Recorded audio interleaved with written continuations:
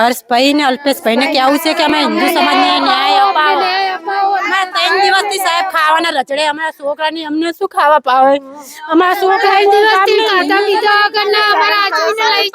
Pressure કરે તમારા આદમી ચાજ્ય બસ અમાર ન્યાય જોઈએ. તમે બીજું કઈ અમને અલ્પેશભાઈ ને જ અપાવો. તમે એમ કહેતા હતા કે તમે અડધા કલાકમાં ફોન કરજો, હું અડધા કલાકમાં આવીને ઉભો રહીશ તો અમારું આ બધા અમારા હિન્દુનું શું થાય? અમને ગામ વચ્ચે આવીને મારે ને અમને બધા પ્રેશર કરે તો અમે શું કરીએ? શું કહીએ? અમે શું આટલા જ ગામમાં માણસ બધા છોકરા અમારે કોઈ નહીં કરે. કોઈ છોકરું નહીં અમારા બધા છે અમારા રખડવી.